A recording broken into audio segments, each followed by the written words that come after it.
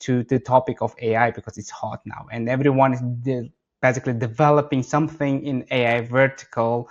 And as you just mentioned, AI is moving basically from just assisting. Now they're already making a decision on behalf of customers, right?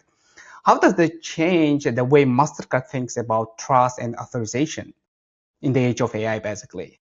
I think it's a pronounced topic, right? I don't think it necessarily changes insofar as that's always been the role of the network, to ensure that we're offering the necessary capabilities both in standards and in our franchise rules, for example, to make sure that all of the partners, all of the players know what to expect and have a recourse if something were to go unexpectedly, something goes wrong.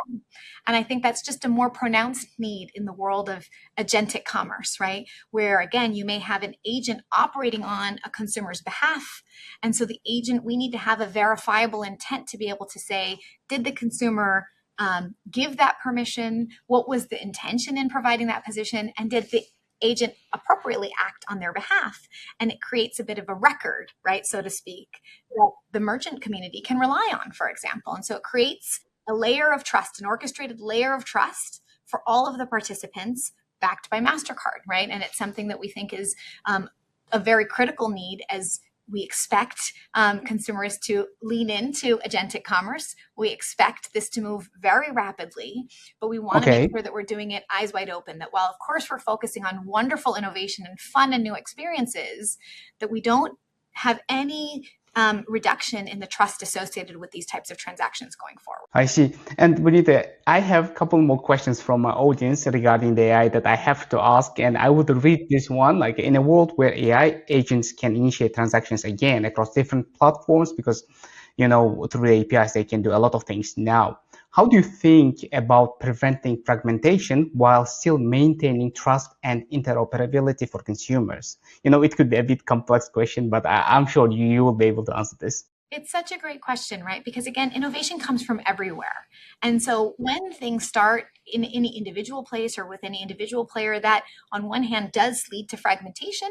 And yet, as we see where the trends are, what's truly scalable, I think that's where we think things like verifiable intent, where we bring a standard into the world, we've offered that standard to the world, that will help us move from a fragmented approach to a common approach that will allow us to operate innovation at scale. So I think there's always going to be a little bit of a tension. There'll always be some fragmentation, but I think the best capabilities like contactless, the best capabilities like what we think will happen with agent pay and verifiable intent, these will become common practices and standardized. Now, I think technology will allow us then to think about where we need to help on the consumer's behalf, make sure things are interoperable, right? Because every system may not connect to each other, but we can make sure that they talk to each other when we have standards. We can make sure that the technology enables that more seamless and ubiquitous experience. And so I think there's always going to be, like I said, they're going to coexist a little bit of fragmentation. Not everything will be made interoperable by design, but we can be very intentional about how we connect those dots on behalf of the consumer and the ecosystem. And that, again, I think is an incredible strength of Mastercard that we're very, very proud to deliver.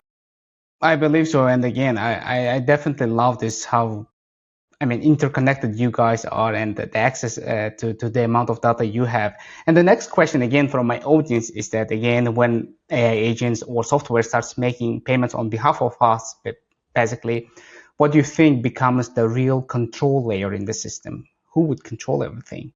Yeah, look, I think that the new product is intent and trust, right? And making sure that we can understand, document, and share the intention all along the way.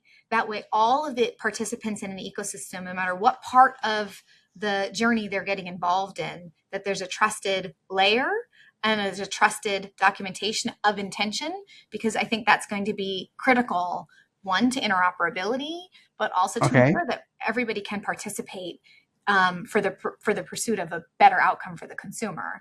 But I think that having those standardized ways of orchestrating and communicating and documenting that intent are going to be very important going forward.